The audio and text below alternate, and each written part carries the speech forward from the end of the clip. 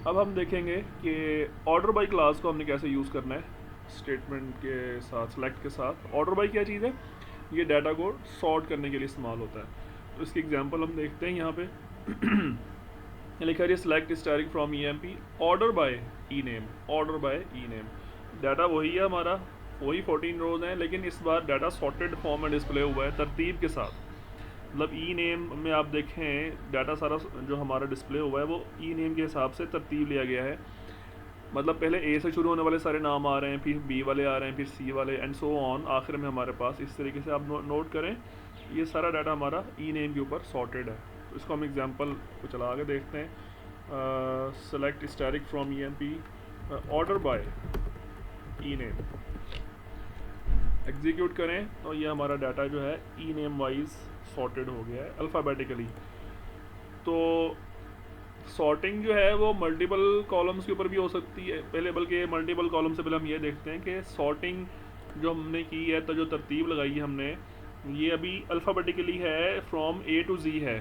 अगर हम चाहें तो ये जो सॉर्टिंग है ये रिवर्स ऑर्डर में भी हो सकती है, मतलब जी टू ए भी हो सकती है। वो कैसे होगी आप यहाँ पे लिख दें, आगे एक कीवर्ड है डिसेंडिंग के लिए ये यूज़ होता है DESC।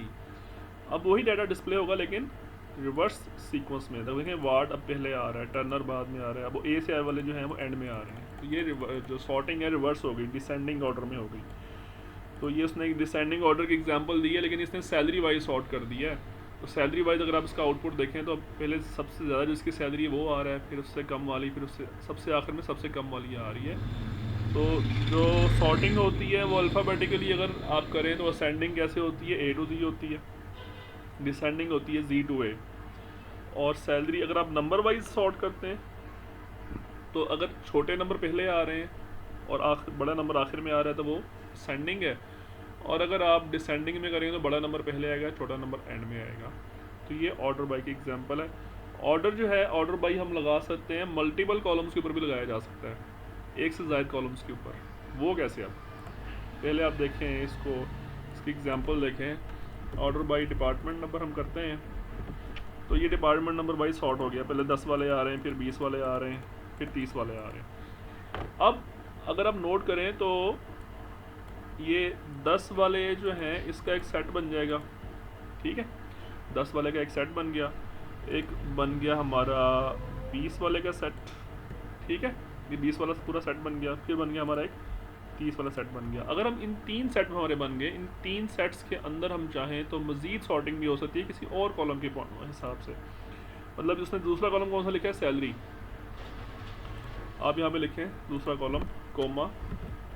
लेकिन ये इसको एग्जीक्यूट करने से पहले देखें आप 20 वाला अगर फॉर एग्जांपल सेट सबसे बड़ा है, बल्कि 30 वाला देख लें, 30 वाला सेट सबसे बड़ा है। इसमें देखें सैलरी कैसे आ रही है, 1250, 2850, 1600, मतलब सीक्वेंस में तो नहीं आ रही ना, रैंडम आ रही है।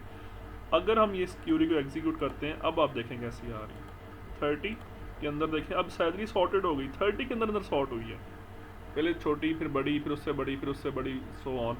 और अगर आप 20 वाला सेट देखें उसके अंदर सैलरी जो है वो अलग सॉर्ट हुई है, 800, 1100, 19। मतलब पहला कॉलम कौन सा था, डिपार्टमेंट नंबर, उसको उसने सॉर्ट किया है। उसके अंदर ग्रुप्स बने, 3 ग्रुप्स बन गए, 3 ग्रुप्स बन गए, और हर ग्रुप के उसने अंदर सेकंड जो कॉलम वाइज उसने अलग अलग सॉर्टिंग की। मतलब पहले प्राइमरी कॉलम कौन सा था हमारा, डिपार्टमेंट नंबर, सेकेंडरी कॉलम कौन सा है, सैलरी। तो उसने पहले प्राइमरी कॉलम के ऊपर सेट बनाए, फिर सेकेंडरी कॉलम के अंदर हर सेट के अंदर अलग अलग उसने सॉर्टिंग की। 10 के अंदर उसने अलग सैलरी को सॉर्ट किया, 20 के अंदर उसने अलग सैलरी को सॉर्ट किया, 30 के अंदर उसने अलग सैलरी को सॉर्ट किया। तो ये जो ऑर्डर है, ऑर्डर बाई तीसरे कॉलम के ऊपर भी लगाया जा सकता है, चौथे कॉलम के ऊपर भी लगाया जा सकता है, लेकिन वो काफ़ी फिर डिपेंड्स ऑन रिक्वायरमेंट्स, ठीक है।